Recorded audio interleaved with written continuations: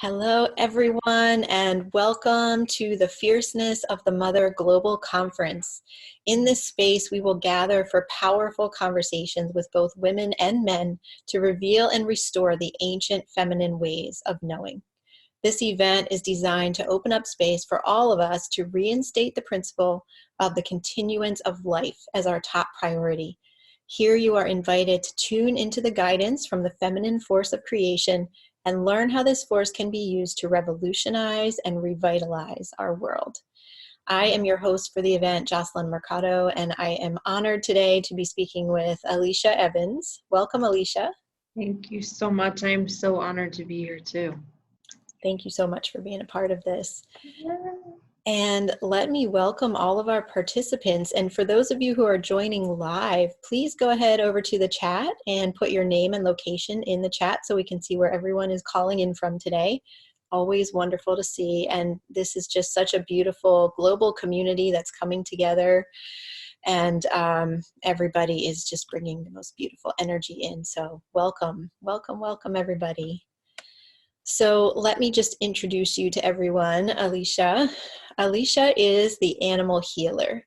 If Dr. Dolittle, Gabby Bernstein, Albert Einstein, and Tony Robbins had a love child, it would be Allecia. I love that.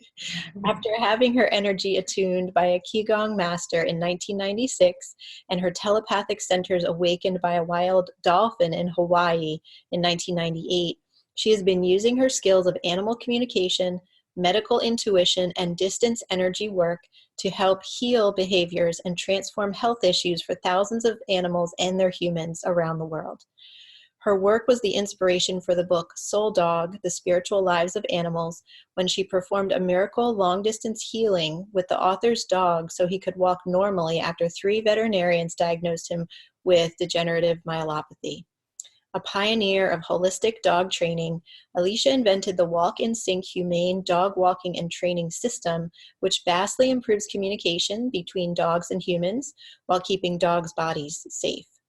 She also created the White Wolf Way Instinctual Feminine Leadership Training Signature Course, which takes her students through the teachings of authentic feminine inner energy alignment as taught by the White Wolves. And so, Allecia, your topic for today is the fine line, what the wild matriarchs have to share about the fine line between anger and fierce. And I just love this topic in relation to our overall event theme here. So could you begin by telling us, how did you come to study with the animal mothers?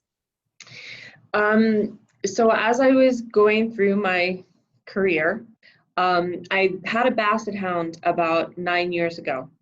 And she unfortunately contracted a very rare form of some kind of avian flu.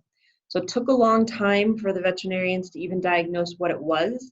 And then when they found out what it was, there was literally no medication that we could give her to help her. And she was young. She was only 1.5 years old. So the night before she passed, I curled up into bed with her. I had a feeling she was going to be leaving the next day.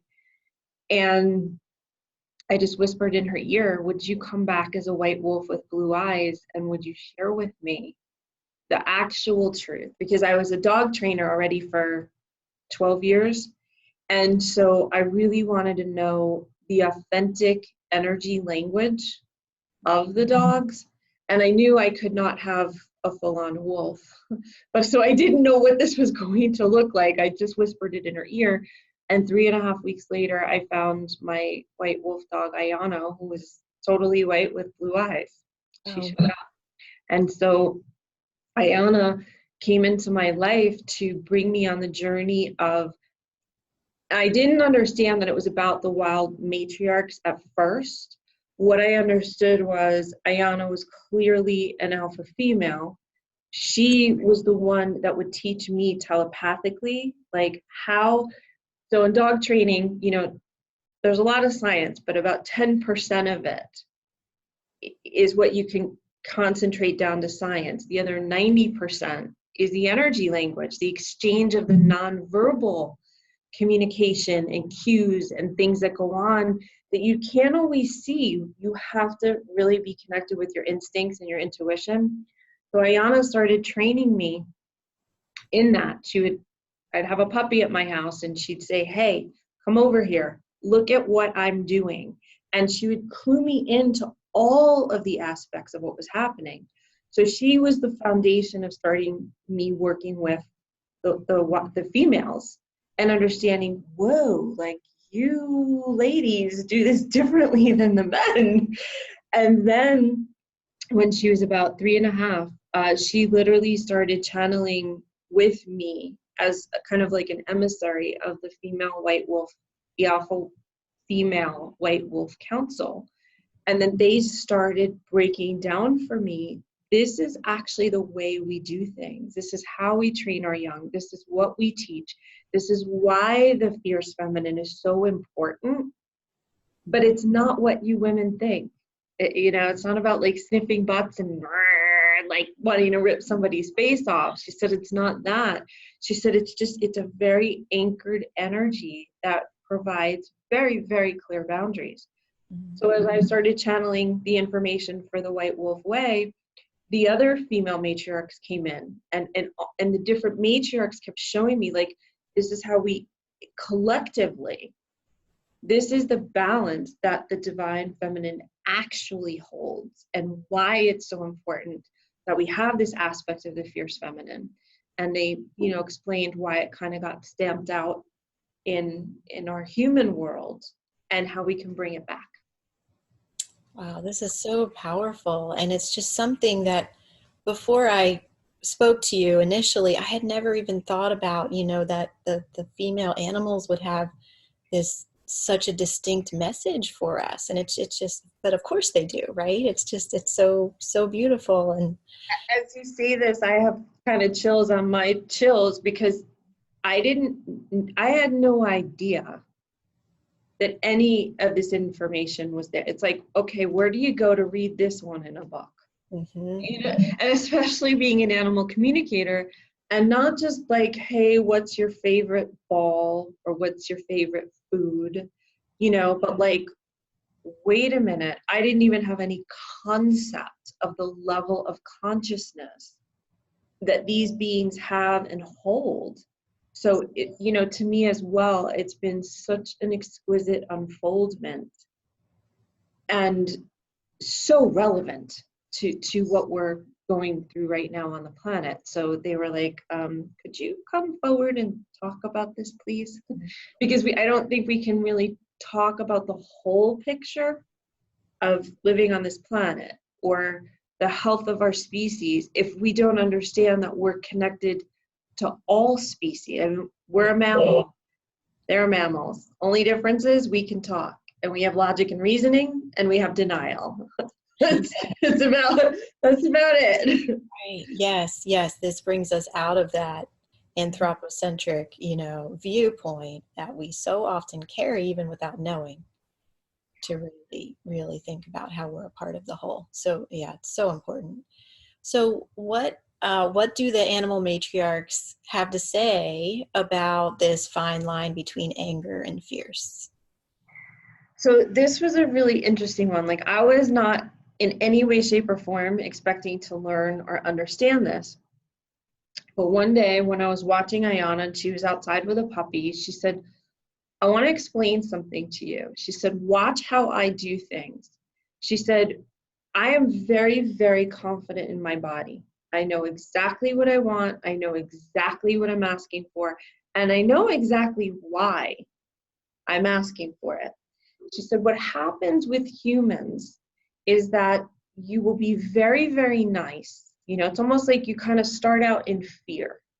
You're very, very nice. You need somebody to do something for you. You want to get your child to do something, or your boss, or your friend, or your partner. And so you'll ask really nicely, she said, as if that's really going to get it done. She said, and then what happens is you start, when they're not listening to you or you're not getting what you need, we actually start going into aggravation or frustration. Mm-hmm. She said, and then the only place that you humans have to go from there that you understand right now is anger. She said, so you're already building this whole kind of like adrenal cascade of starting to get frustrated, angry. She said, and the energy of anger goes upward. Now, what I learned from traditional Chinese medicine was about the liver. So the liver is what actually processes stress. And when the liver energy starts to go up, we start to get angry, and dogs start to get frustrated, or other animals start to get frustrated. They bark. So we yell. She said, and what happens is when you address another being, when you go to correct a behavior from anger, you often spew, and then you fracture or fragment the being. She said the difference is, and it was so interesting the way she said it, because she's like, it's a spectrum from like left to right. And she said, when we correct, we are so clear that that behavior is unacceptable, but instead of letting our energy go up, we send it downward. So it draws a line in the sand that's like, don't cross that line. And she said, what we land up doing is we correct the behavior. We don't correct the being. She said, but for humans, the difference is you often land up correcting the being, and they lose a sense of self, especially when they're young. Yeah. And anger was really, she said, for all of us, anger is really just an alarm bell to say a boundary is being crossed, and we need to reestablish a healthy, clear boundary so everybody stays safe.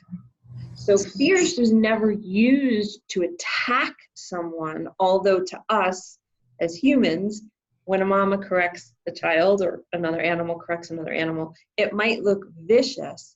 The difference is respect ensues and the integrity of the being stays intact. And with anger, oftentimes, unfortunately, what happens is there's like this residue that gets left on the being that gets the anger thrown at. Mm-hmm. And it's very difficult sometimes to recover that sense of self. So they land up being wounded instead of landing up being respectful and gaining more confidence. So it's a very, very important line, you know. And I know, I mean, as a dog trainer, obviously I see this a lot when people correct animals out of anger, and it creates a fear, like they're not okay, they're not safe anymore. Versus when fierce is done, and Ayana was so poignant about this because she said, we don't go from here to here. We go from here to here, and we raise our energy without actually having to raise our voice. And she said, so instead of demanding respect, we command it because of that fierce energy. And I thought it was so brilliant.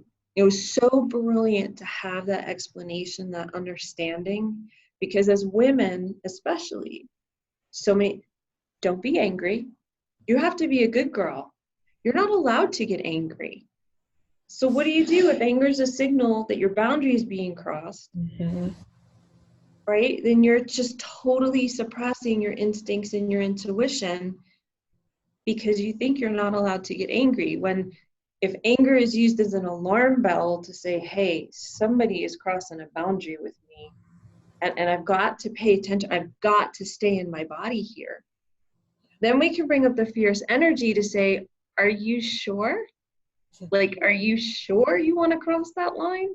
Right? And even like with children too, it's yes. Enormous because parents get frustrated and frazzled, and that 90% of the energy that's nonverbal, it's so important that we understand, you know, more about it. This is just an aspect of it that is so vital for what's going on, and especially, you know, talking about the fierceness of the mother, there is a reason why we have that, because the women and the females were actually, I didn't know this before Ayana taught it to me, but she said, did you know that the females of every pack and herd and pride, they're actually in charge. They're the ones that set the direction. The males are there to help protect and to help with procreation. And that's not putting down the males. I mean, it's a big job. Yeah.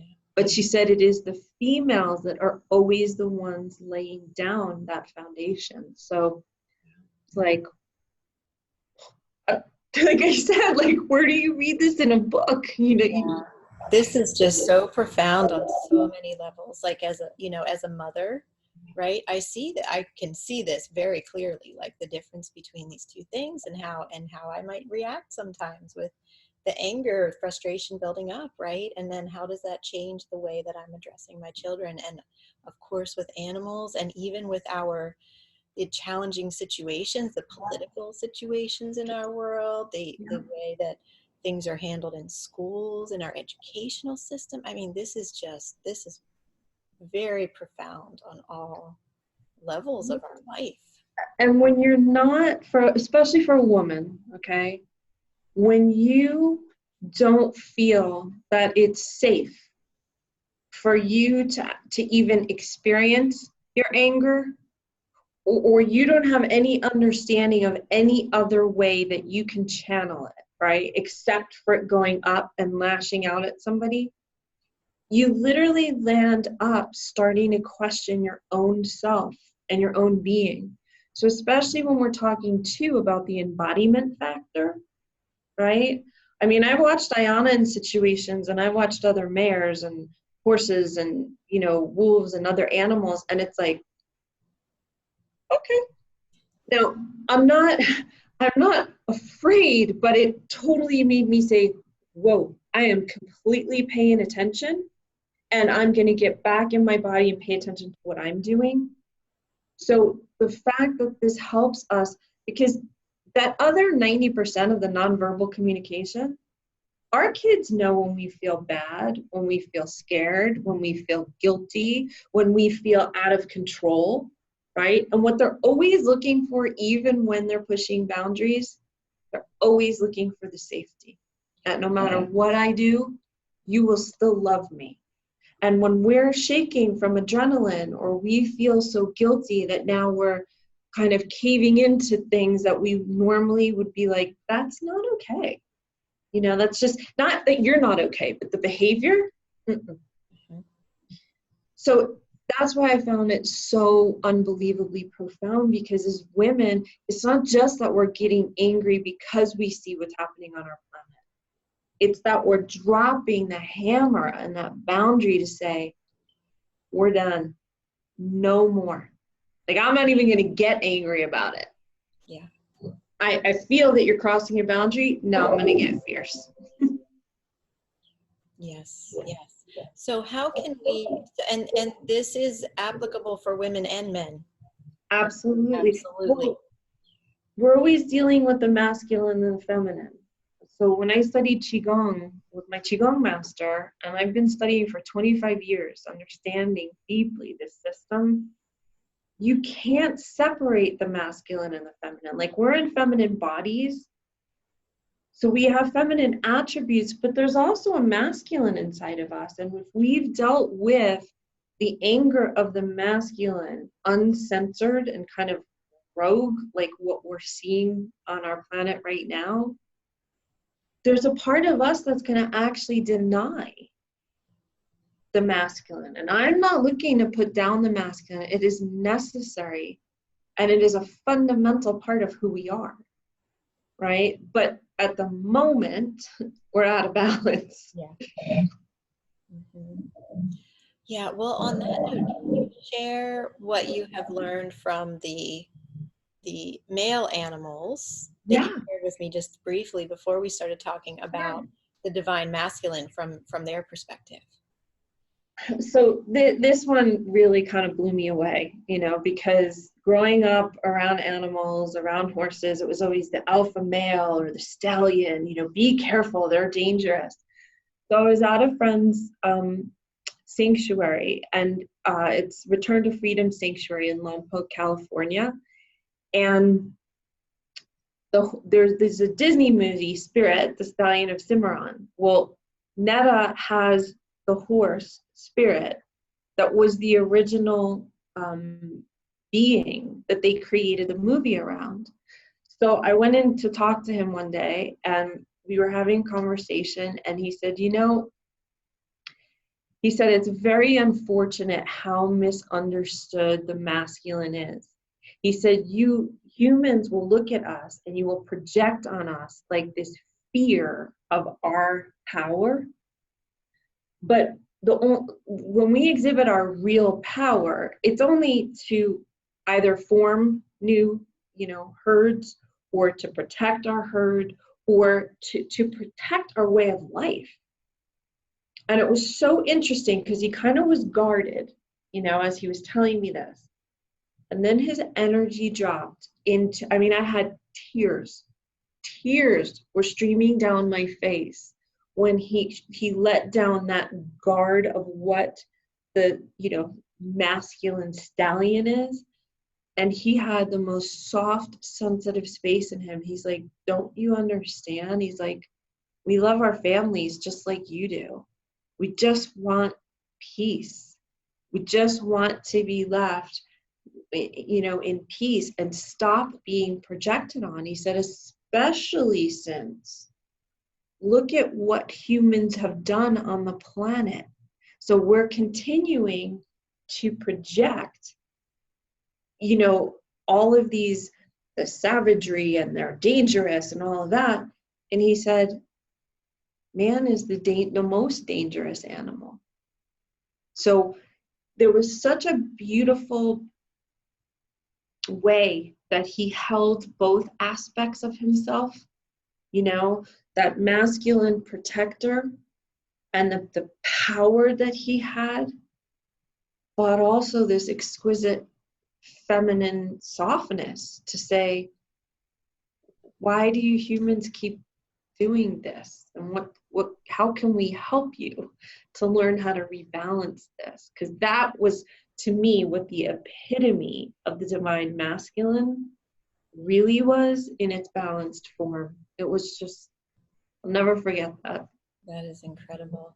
And this is such an important message too, how we as humans, we project our beliefs, which may be true or maybe not. In many cases, they're not, right? Onto these other beings, onto the different animals. What is our idea of what a lion is? And we're projecting something. What is our idea of what a horse is? And so on. So for us to bring this into our awareness and really try to see the heart of that animal instead of what we have been trained or taught or just developed on our own to think and assume about that animal. Yeah. It's coming back really to what I call a place of communion. Like, I'm Jewish, so I don't understand, communion from the religious perspective or the Catholic perspective. But one of the things that these animals have taught me, both the wild matriarchs and the divine masculine, was this level of communion, of being fully present to actually feel and experience instinctively and intuitively, who is this being? Like, is there really fear that needs to happen, or healthy respect? And one of the things, especially with the wild matriarchs, they command respect, but not in a way where they have power over others, but they command respect as the life givers, as the foundation layers of proper conduct and proper behavior that's in right relationship with the whole. After all, they've been around a lot longer than we humans have. Yes. So. Yeah. So coming back to the focus on the matriarchs, the animal matriarchs, what implications do you see that this has for our future generations when mothers can allow themselves to access their natural fierceness instead of the frustration and the anger that so often happens? It's the game changer. Like, we look in our world at a lot of issues and problems, right? And then we're trying to solve those problems at the surface level, but rarely do we really hit the root. And that's something that traditional Chinese medicine and Qigong taught. It's like you always go to the root. Western medicine. Oh, you're having these symptoms. Okay, let's take away your symptoms. We don't want to take away symptoms anymore. The root of the problem, as I see it, there's an imbalance between the masculine and the feminine. The masculine's kind of gone rogue, and the feminine's kind of was underground for a while. And as the feminine comes up with the fierceness to say, because she is the one that's the boundary caller that says, enough. Like, enough. We have enough food. Enough. Do not do that behavior. It's dangerous to the whole. Enough. You know, like, don't, like, she calls that boundary. And as women, I think that's what we're really being called to step up to. We're being called to step up to that place where this is beyond anger. Anger has already told us and informed us instinctively and intuitively. Hello, Will Rogers, danger, danger. Like, we must step up. But our stepping up is not going to be the yelling and screaming and the anger, because when anger's up here, right, all that can happen is it can just keep escalating. One of the things that I learned through my Qigong practice, and also that the animals confirmed for me, is that when one energy starts going up and it's going to kind of get out of control, the other energy goes down and it grounds. And when that energy grounds, basically what happens is kind of like an entrainment, right? Where, you know, the mom look, right? And all you just nobody can say a word, right? You freeze. You're like, and this is the other thing too, as humans, we talk. Our talking isn't always connected to our instincts and intuition. So as women come back into the fierce and the understanding of what it is and the sacredness and the sanctity that they actually hold this position and this kind of power, not the power that goes out and, you know, either builds or destroys things, but the power to create life and the power that holds the sanctity of all life, because she will call when enough is enough. To me, the implications I see of that are when women can comfortably embody that as an aspect of who they are, they feel comfortable in their own skin. They feel confident. They feel like, I'm not out of control, I'm in control. What we get so afraid of is if we get angry, we're going to get out of control because somebody in our younger or formative years got out of control and launched on us. We don't want to do that. So this fierce feminine of knowing actually how to channel it in a healthy way. So many of the kids today, I mean, they're lovely, but seriously, they're out of control. They have no sense of themselves. We put them on tech really early. It fries their circuitry. They don't have that groundedness of like somebody to literally respect. Like what, and I don't mean control and I don't mean dominate. I just mean when mom says, then we're like, oh, okay. Right? We could take a breath. So in all aspects, I mean, whether you have a physical child or whether you have animals or whether you're a female on the planet, I think all of us honestly are mothers in one way or another. I mean, Oprah is a perfect example, right? She doesn't have any children of her own, but look at how many women she's a mother to, right? And look at how she holds her power. That's why I think it's so important for us to become comfortable with the not separating us from the animals, right? Because when we did that and we thought, oh, well, we're more sophisticated or we're more civilized, it's like, yeah, but seriously, correlate that with what is going on in our world today. We got some work to do. Yeah. Yes. Wow. You Yeah. know? This is extremely powerful. So I'm curious about how we can dive into this. So can you help us to really feel or experience this fierce energy, those of us who are small? Absolutely. Absolutely. All right. So if it's okay, we're gonna do a little bit of a breathing exercise, and we're gonna like physically embody this. So as you're sitting, just make sure your feet are firm on the floor. You don't have to be really pushing into the floor, but make sure you have contact with the floor. We're going to start with our breathing. So let's just close our eyes for a sec. Put one hand on your chest, one hand on your belly. And when we breathe in, right now, don't think about anything. Just breathe in and just notice if you breathe into your chest first or to your belly first.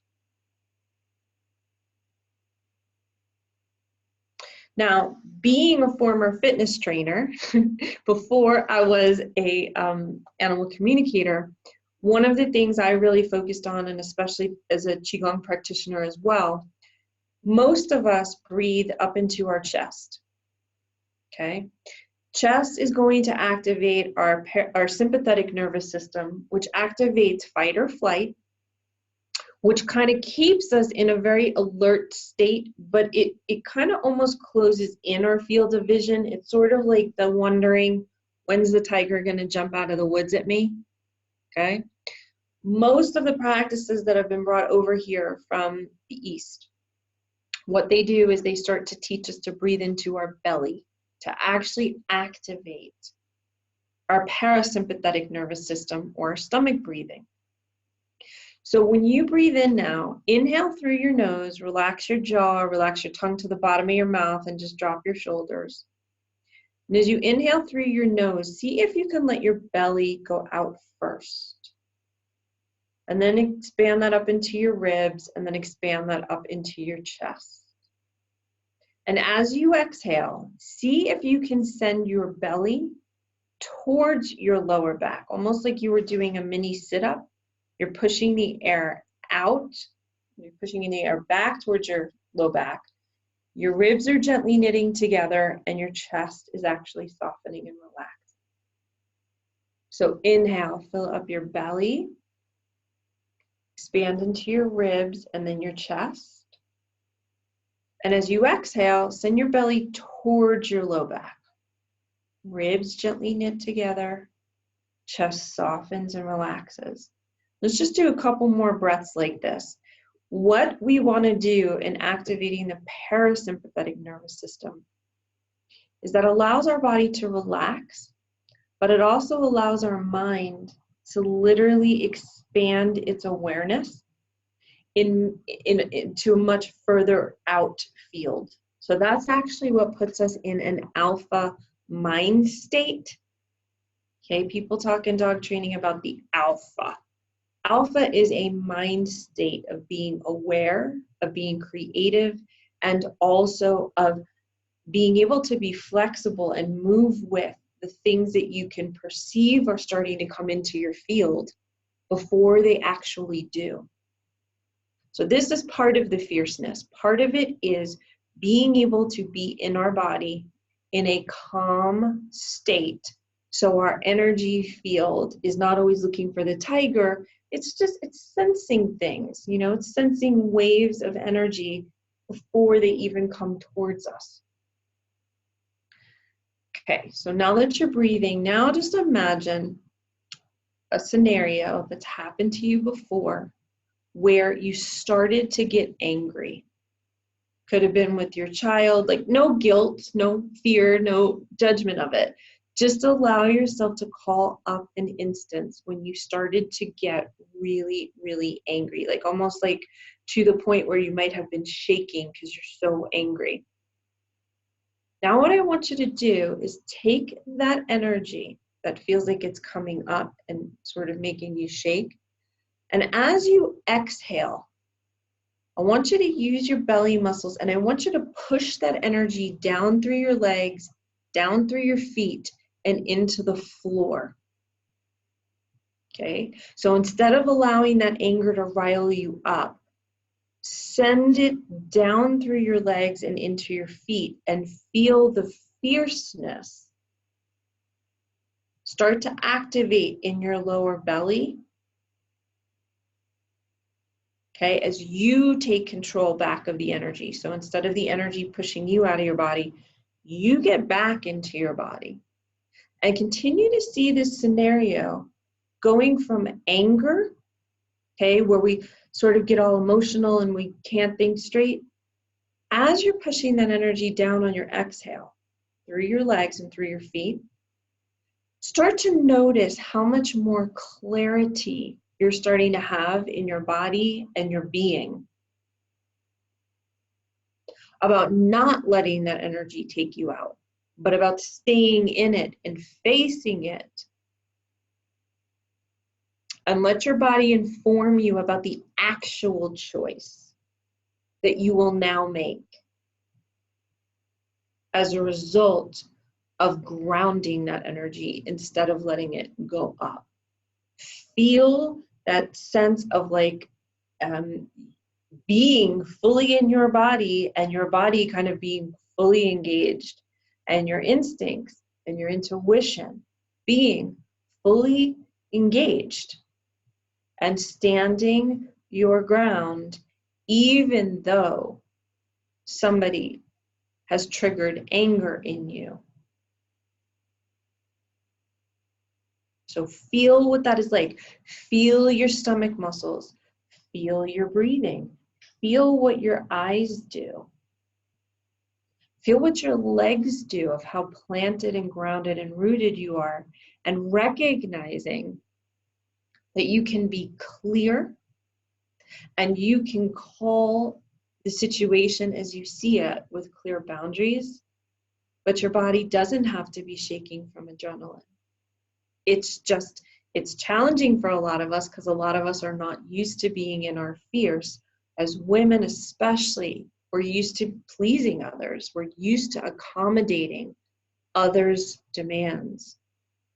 What if you just stayed in your body and without having to use anger, except as your alarm bell, what if you now felt that sense of peace, knowing that you said what you needed to say, you said what you meant, and just see how whatever was triggering you and being angry, see how it starts to respect the fact that you're holding your space, and see how it doesn't have to escalate.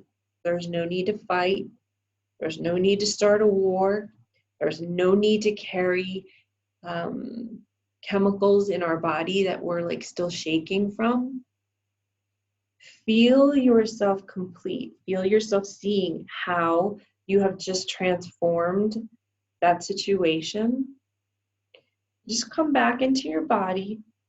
Just take a moment and open your eyes when you're ready. But notice how you feel now.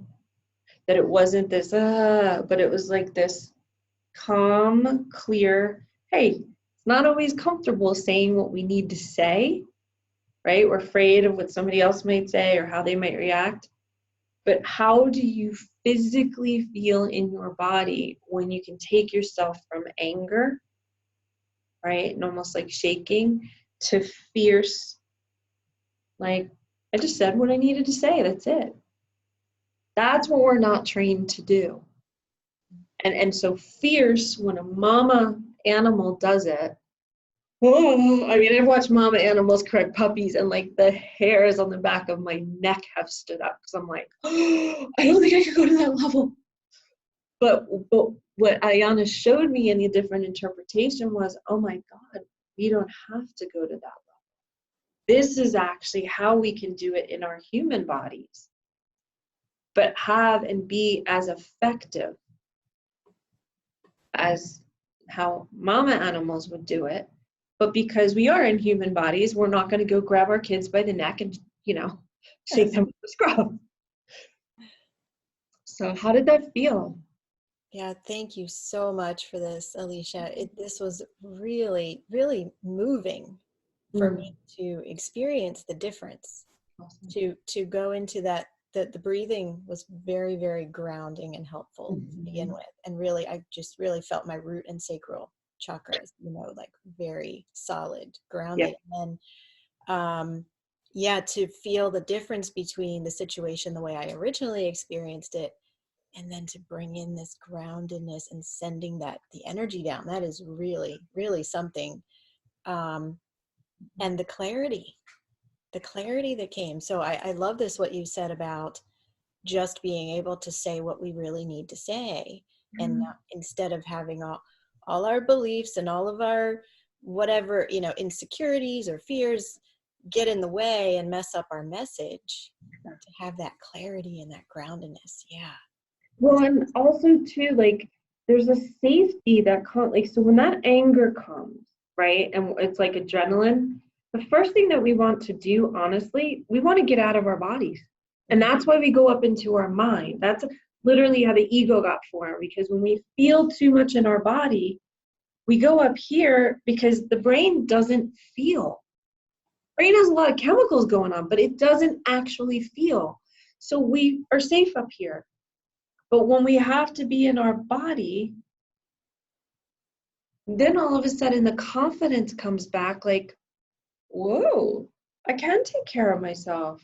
Like, whoa, I am safe. I'm not going to lose control. I'm way more in control than trying to control someone else. And that's where I think, too, where this really benefits the masculine and the feminine. Because even for the masculine, right, their thing was, I'll be angry, because then I can scare everybody, and then they won't, then they'll be in fear, so they can't. But as soon as we take the control back in our own bodies, that it's safe to be in here. Now, I'm a little person. I mean, I'm not that big. I'm only like 5'2". But when I'm dealing, with a dog that's like barking in my face, or a human being, when I'm calm and clear and I'm like, whoa, I think you better check yourself, because I'm not getting scared. I'm getting fierce. All of a sudden they're like it makes them check themselves to get back into, whoa, I am out of right relationship. I need to get back into respect. And that's, I think, really the main purpose of this, is that while matriarchs teach us, we are so out of respect with ourselves, with each other, with the animals, with our planet, with everything that goes on here. This is the call for it. It's not to start a war, it's to stop them. Yeah. And it's not going to stop because we're screaming out there. It stops because we come back into our power here.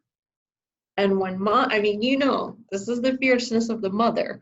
You don't say, do you remember when dad gave you the look? It's always like mom's look. Yes.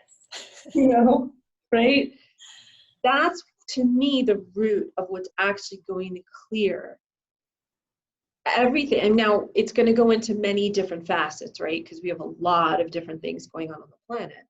But the root that these animals want to show us is, this is how you create that safety once again. This is how you create that respect once again. And it is not about domination. It is about enough.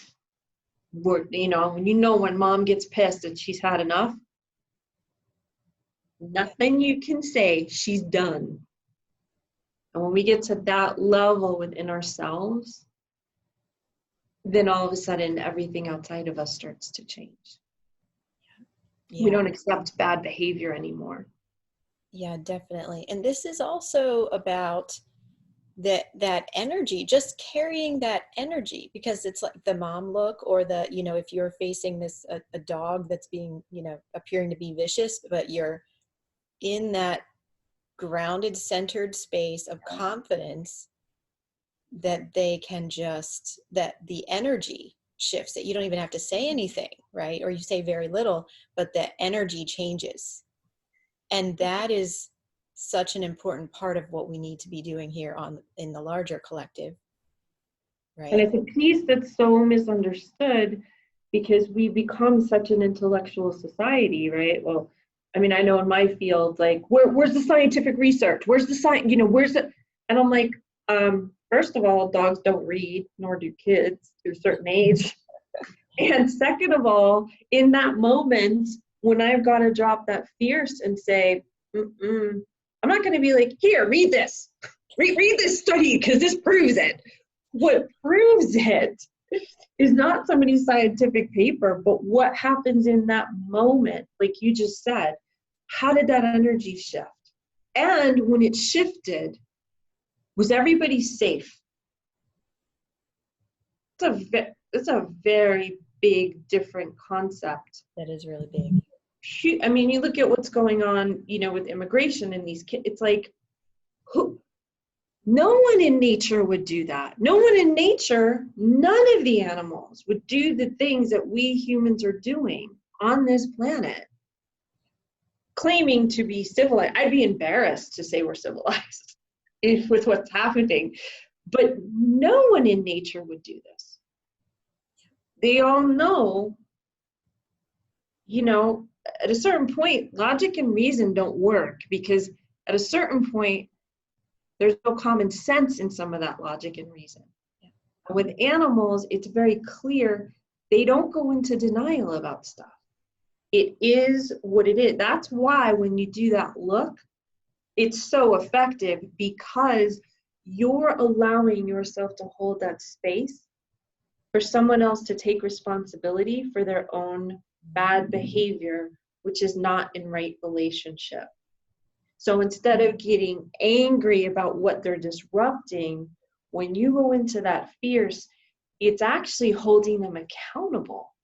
I love that.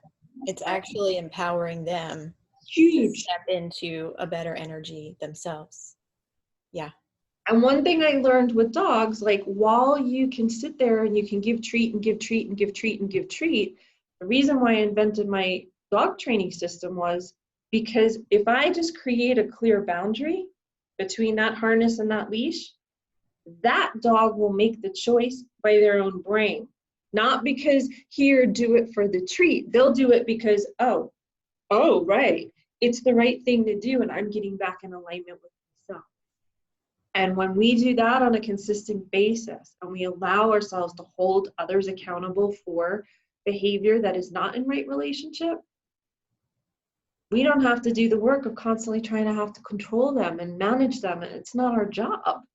Our job is the fierceness of the mother, is to lay down those healthy, clear boundaries so that these beings that have all this amazing energy, we learn how to harness it in the best way. Not that we control it. We just teach them how to harness it for the good of all, not for rogue behavior. Yeah. Wow. Thank you for all of this. And so I'm wondering, how do you work with women and men to help us to really go even more deeply into this? Can you tell us a little bit about that work? I do. So one of the things that happened with the creation of, like, my dog training method, I actually started practicing this with people, right? And started to see, okay, when we start to get mad, are we really mad at the dog, or is there something much deeper happening with us? So I started incorporating a lot of this awareness that Ayana gave me into my training sessions. And I was like, I can't believe, like, how much shifted, right? In one session, the behaviors were basically gone as soon as the humans started to take responsibility for their side of the leash. So I offer trainings through my Insync, through my Insync method of dog training, based on understanding this 90%, right? Not the 10% of what we know and the papers are written, but this 90% of this energy interaction. So that's one way I work with people. And the other way was when Ayana started channeling and the White Wolf Council started channeling all of that information for the leadership. I thought, how cool would it be? Don't listen to what I have to say, but what if I take women and men out to sanctuary and we spend time with the wolves and we observe and we watch, and those wolves have a way of literally, like, in training, through the energy, through the eyes, they have a way of reaching into people's souls and unlocking things. That's literally what happened to me. I went to a wolf sanctuary because I was so fascinated with what Ayana had taught me. I wanted to learn and make sure what she was teaching me was actually the truth and I wasn't making it up. So I went to a sanctuary. I went to Wild Spirit Sanctuary in New Mexico, and the director there, Leighton Cougar, we had a lot of conversations, you know, because I was like, look, this is what she's showing me. Like, is this applicable to what you actually see with wolf pay? And it was right on. And the first time I put my hands on the back of a wolf, it was a 9-year-old male. I was shocked because I was like, come on, I mean, I have telepathic communication, I'm a dog trainer, you know, like I know. I put my hands on the back of this being at 9 years old and electricity shot through me. And I looked at Leighton and he said, are you okay? I was like, I actually think I'm scared. And he's like, well, what are you scared of? I'm like, this, it's not I'm afraid of the animal, the primal that gets activated in terms of instinct and intuition and everything that civilized society teaches you against. It activated something in me that was so deep that no human could have activated. And so I thought, okay, I'm going to start running retreats. So the way that I work now with people, I do coach people one-on-one, but I also run retreats with the wild animals. So we go out to the wolf sanctuary, or we go out and spend time with the wild horses, or I'm going to plan a trip next year to Africa, you know, and we're going to spend time with the lions and the animals, and not only learning the telepathic communication part, but learning that so that people can allow the essence of these animals, of what they need to share with that individual, for them to wake up, for them, you know, we talk a lot about consciousness. In my opinion, consciousness has to include the animal kingdoms and the earth, or we are not truly conscious. Because the creator created this planet as a whole. And from my understanding, the creator did not speak to the people first. The creator spoke to the animals, and then the animals shared the wisdom with the people. And I think from a native perspective, we're coming full circle now. It's not that our greatest leadership is going to come from another human leader. It's going to come because we get back into right relationship with nature. And then as we lead, as we understand the fierce feminine and what it's for, what starts to happen is then we incorporate all of that into whatever we're doing with business. Not separate it and say, oh, okay, we can make all these profits here. It's like, yeah, but you're destroying the place that you can't drink the water. You can't eat the food. Like, that is nothing that an animal in the wild would ever even conceive of. So I'm bringing people back, you know, to connect with the animals, to awaken a part of them that only these beings can awaken. Mm-hmm. And we move through the old belief systems, you know, why they were scared, if they were scared, what it brought up, so that they can come back into their wholeness. Because, like I said before, we're all mammals. We just speak, we have logic and reason, and we have denial. Wow, thank you for sharing about your work. It's very, very powerful. Is there, where should people find you online? What's the best place to go? And I'll put it in the chat too. Sure. About these retreats and the work that you do. Okay, that would be the whitewolfway.com, or animal healer, HEELER.com.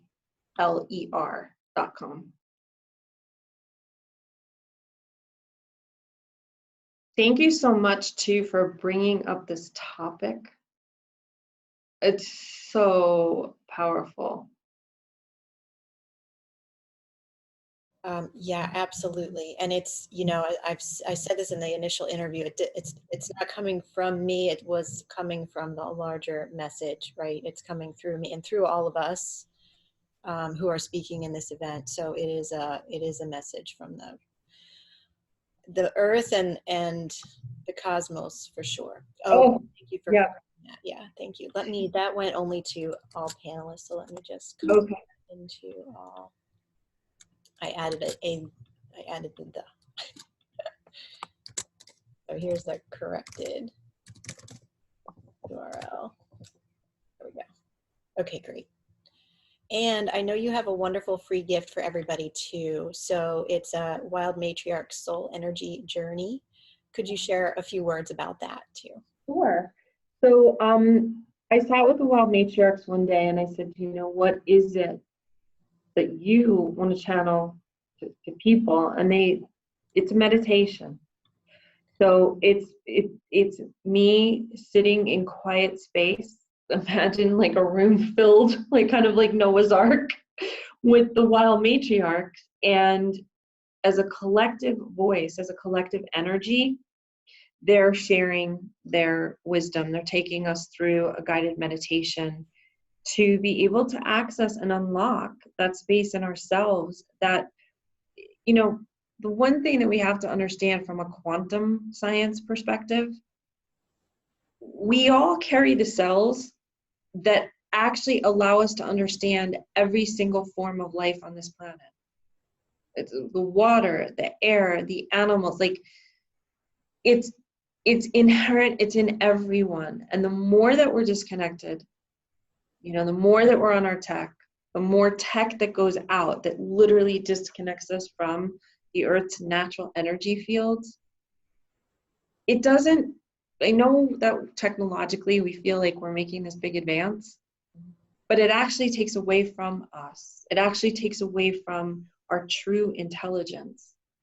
And I really truly believe that by helping women and men come back into and anchor into this, then we will start using our instincts, not science, to tell us like, hey, that might not be the right direction to go in. Or we have to be a little bit more mature about how we actually apply this. And maybe with no other research, you know, maybe this isn't such a good idea. So we're not listening to those that are trying to move us in a direction that disconnects us from ourselves. We're moving in a direction that reconnects us with ourselves. And that's where that fierceness comes in too. When we get to say, no, you know, maybe 5G isn't such a great idea. Like, yeah, would it connect us? Yeah, but you know what? No, it doesn't feel right in my body. Yeah. And we don't need science for that. You don't need a scientific research study or a peer-reviewed study or a piece of paper to tell you, you need your body.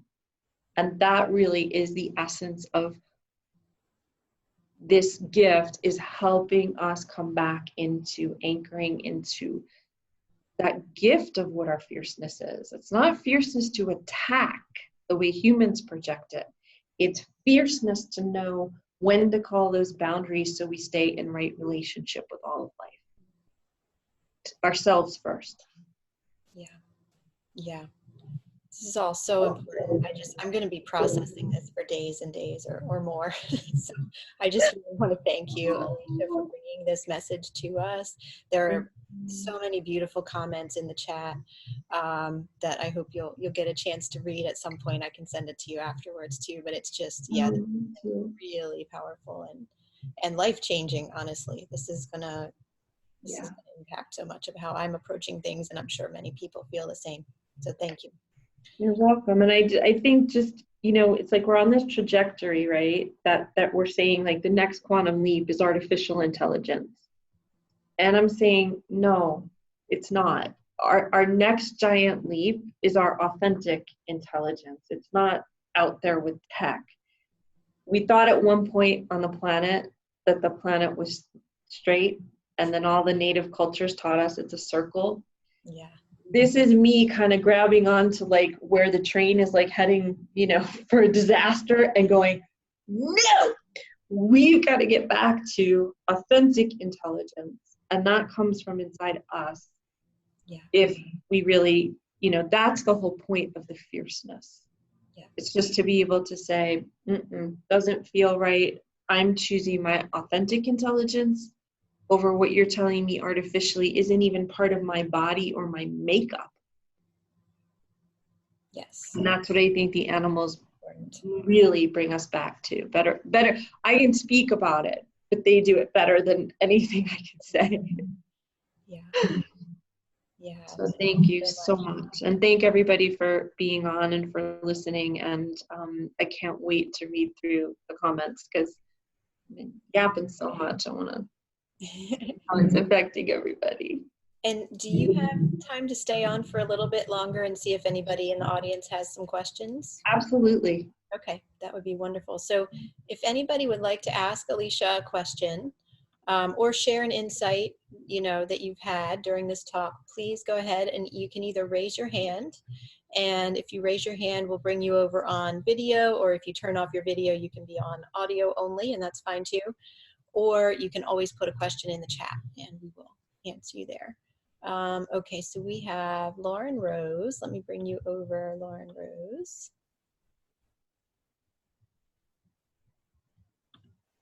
Hello. Hi, welcome. Thank you. Can you hear me? Yes. Yeah. Oh, okay, good. I'm very taken by the title of your site, The White Wolf Way, because when I do shamanic journeying, a white wolf comes to me as a guide. And I was wondering, what should I do about that? Should I go into searching more into this? Well, maybe I should ask the white wolf, right? Yes. So one of the things that was interesting for me when I started working with the wolves, the reason why I started to work with them, because I started learning about the tropic cascade that was happening in Yellowstone. So before, when they eliminated the wolves from Yellowstone, a lot of things were getting degraded. And when they reintroduced the wolves started moving the herds, which started moving everything. The beavers came back, the waters came back, the trees were controlled in the underbrush. I remember seeing a video on it. Yes. So now, while I grew up with the awareness that wolves are predators, what I started to realize was, no, actually, wolves are not the apex predator. They're the apex leader in the northern hemisphere, and the lions are the apex leader in the southern hemisphere. And without proper, clear leadership from a being that understands at the deepest, most innate level what they were actually designed to do, you see the damage that gets done, and you also see the natural way that it can come back. So where the wolves were supposedly the apex predator, well, they were the leader, but now man has become the apex predator, okay? And now we're coming back into this sacred balance. So what I would do in this situation, if a white wolf is coming to you in these shamanic spaces, start dialoguing with it. Definitely start dialoguing. Ask it what it wants you to know. Ask it what it's bringing forward for you in your own leadership. You know, ask it what it's coming to share with you, because, oh no. What? Oh no. Whoops, sorry, hold on. I apologize. I just clicked wrong. Sorry, I'll just drop the screen for a sec. Literally, like, start talking with it, and because it might lead you through consciousness of something for you personally, might lead you through consciousness for something with what you're working with your client.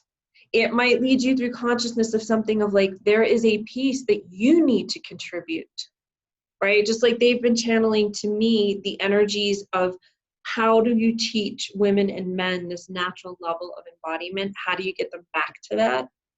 That's a piece that they've been teaching me. They might teach you a piece that's like, hey, this is also another piece of that collective understanding from the wolves, from the white wolves, of what humanity needs to understand now.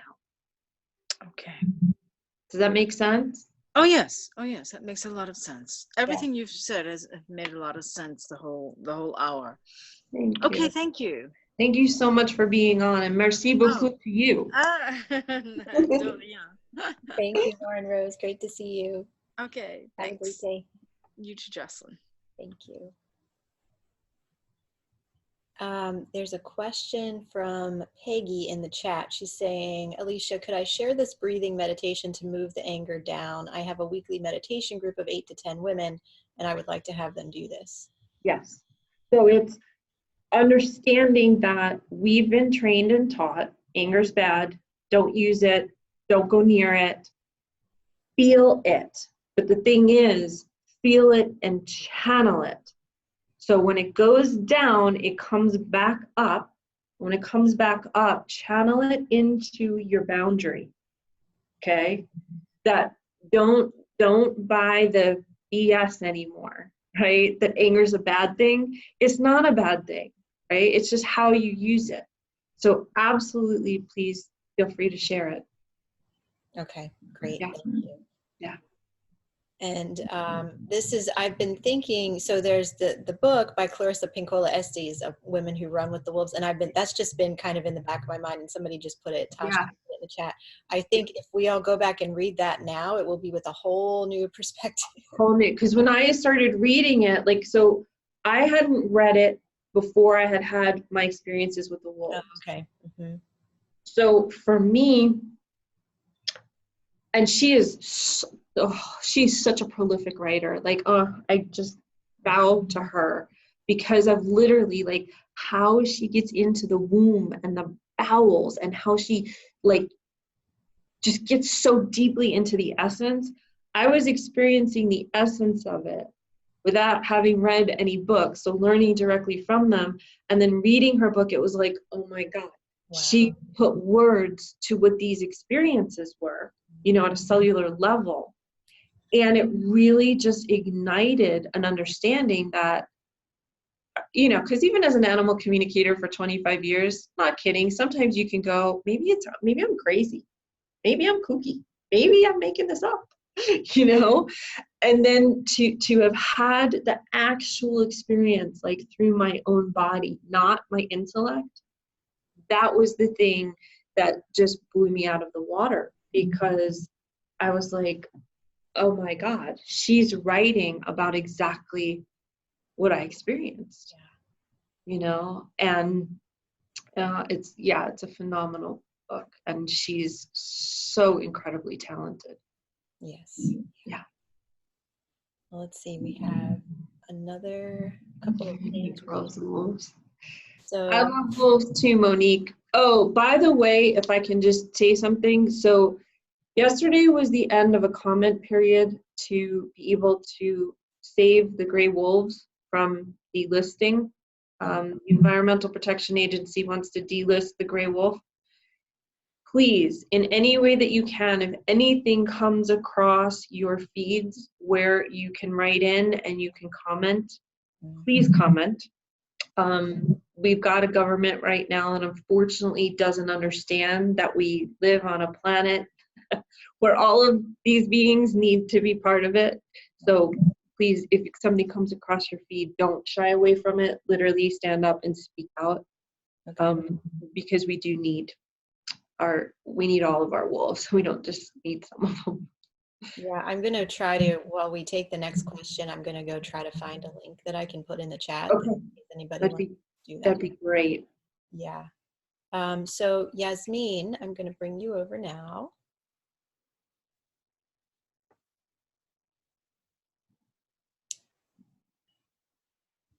Let's see, did it work? Oh, it didn't work. Okay, let me try again. Should work this time. Huh, I don't know why.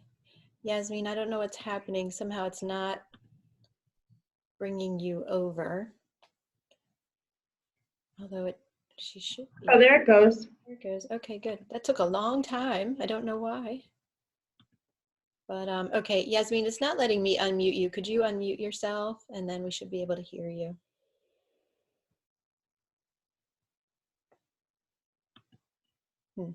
There we go.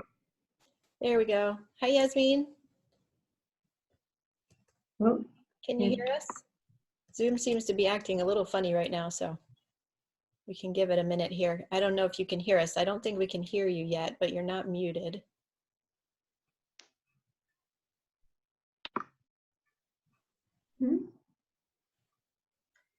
Can you guys hear me? Oh, Yeah. yes. Now we can. Yay. I can't tell if you can hear me. Yeah. Just do a thumbs up. We Okay, can. good. Then I'm just going to talk. I don't know what it is. So great to be with you. I didn't expect to be home today. I'm so thrilled I got to do this live. I thought this was not something that I was particularly interested in. And it is deeply, deeply, deeply, deeply moving. So thank you so much. I am taking the opportunity to travel deep into the rainforests of Ecuador to be with an indigenous people who have just recently reached out to the modern world and have a completely intact culture. And that's really, I feel like Jocelyn's series this week is a gift to my preparation for this opportunity. So I just wanted to ask you if there was something that you can say that would support me in the preparation, or some way that I could be when I'm down there.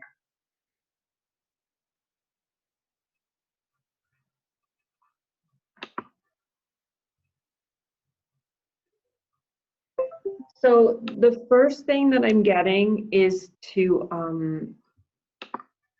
listen to the gift of the Wild Matriarch meditation. And one of the things that's going to probably be one of the biggest, I don't know if it's going to be a shock, or I don't know if it's going to be refreshing, is the level of silence and quiet that you're going to experience going into a space like that. So many of us have been educated and learned to function from this intellect.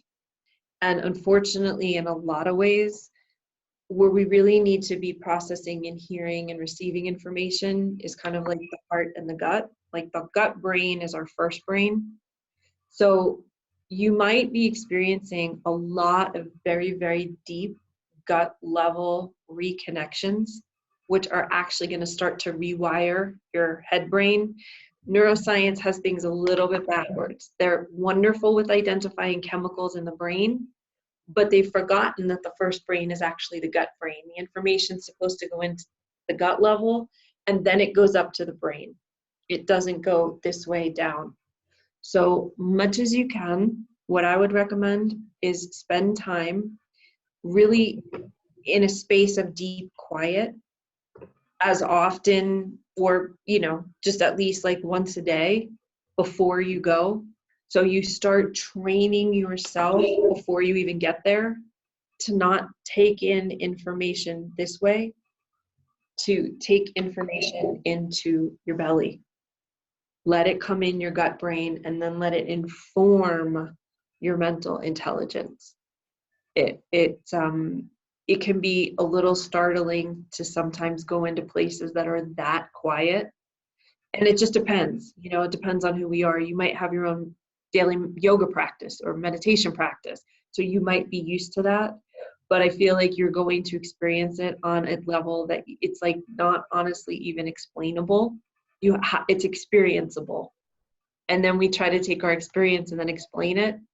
So allow yourself to go into places of quiet as often as you can, to start training yourself to be in sync with that energy. But I mean, honestly, nothing in our world can totally prepare you for that. So, that's just at least a step to say, okay, I'm going to start dropping down into my gut brain, and I'm going to start listening from there.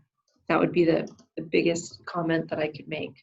And, just allow yourself to be overwhelmed with the sounds and the senses and the feelings and the cellular frequency and vibration of what happens in a place where there's very little outside technology or distractions. Like, absorb it more than intellectualize it. Does that make sense? I can't hear you. I can't hear. But him. I will listen to the recording, and I loved your passion that you expressed. Thank you so much. Yeah, you can hear the recording. I don't know if you can hear me, Yasmin, but you can hear the recording. Thank you so much, Yasmin, for this question and for the beautiful work that you are doing in the rainforest. Thank you so much. And have an exquisite trip. Yes. Yeah. Okay. Thank you, Yasmin. Have a beautiful day. Thank you. Okay. Yeah, maybe it was something going on with her. Yeah, I heard her crystal clear. Yeah, I could hear both of you very well. So I don't know. Hopefully everybody can hear. Everybody and Yasmin can listen to the recording. Yeah. Yeah. Okay, so let's see. We have, and so I did put 2 separate links. One was from change.org about the wolves, and the other was from NRDC.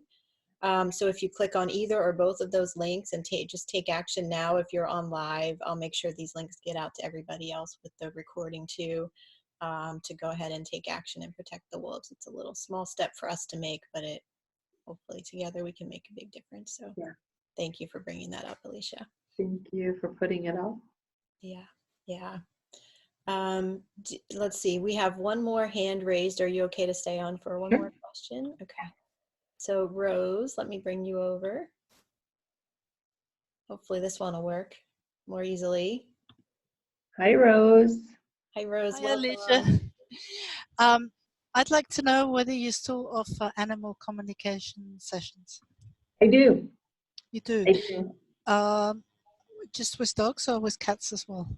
All animals and people too. It was, for me, my animal communication journey was really interesting because I had been studying with a Qigong master. I was working with people because I was a fitness trainer before I switched over. And the animals were actually the ones that gave me the confidence to start working with the humans, because I'd only work with them. You know, I was like, nope, this is about, and then they'd be like, now listen, I have something to tell my human. And I was like, I am not going there. That is not, I'm not going there. And they would keep pushing me, and they were like, no, you don't understand. Like, part of learning from us, learning to communicate with us, is not only to help us, but it's also to help our humans, because we see things. We see things in their patterning. We see things in their behaviors. We see where they get stuck. And you have a way of being able to explain things to them that shifts the energy so that they can make the changes they need. So it was a very big leap of faith for me to do that, because it was like, but I'm supposed to communicate with you guys. And they were like, no, communication is about, you know, clearing up the energies that land up getting stuck. And it doesn't matter, you know, what side of the leash, so to speak, it happens to be on. So yes, I do offer animal communication. It's a bit more complicated than that. Can I quickly fill you in, or shall I write to you? Jocelyn, that's up to you in terms of time. And Yeah, we can't go into that right now, but Rose, you can certainly reach out to Allecia and set up a session with her. And No, I just wanted to know whether she can deal with that. It's not that I want her to work with me now. I just wanted to, it's a special situation, and I wanted to know whether she could help me with that. Yeah, that's a personal thing. So Okay. Shall I write to you via your website? yeah, I'm putting it in right now. You can, oh, that's for the panelists. So if you just email me at info@animalhealer, HEELER.com. Okay. And I just put that in the chat so you can click, you can copy it and paste it. Yeah, and I work with all kinds of situations. So it could be animals that are crossed over, lost animals, animals from prior times in life. Okay. It's come through. So Wonderful. happy. Okay. Thank you very much. Thank you, Rose. Thanks for being on. Yeah, thank you, Rose. Have a lovely day. You too. Okay. Well, thank you again so much, Allecia. It's been really powerful and beautiful. thank you for being a part of this event and for sharing this with everybody here. Really appreciate it. Thank you for putting on the event. Thank you for the conversation that we originally had and for allowing this information to come forth. And just thank you for spreading this message of the fierceness of the mother, because we need it. Yes, we really do. We really do. This is delightful, and I'm just so honored and grateful. Yeah, thank you. And thanks to everybody who is attending live. Thank you for adding your energy to this beautiful gathering we've had here today. And thank you for all those who are watching this as a recording as well. And I hope you receive so much from it. And we have one more, so we will have 2 pre-recorded interviews that will be sent out to you by email in a little bit. And then we have another live interview at 3 p.m. New York time today. So I hope you'll all be able to tune in. It will be on the same Zoom link. So that'll be 12 noon Pacific, 3 p.m. Eastern, 8 p.m. in the UK. And that will be with Lila June Johnston. I'm sure it will be an amazing interview as well. So yeah, Allecia, thank you again. I hope you have a wonderful day. I'm sure we'll be in touch again soon. Yes. Yeah. Thanks everybody for watching and being on. Yes. All right. Lots of love to everybody. Lots of love. Yes, Bye. Bye.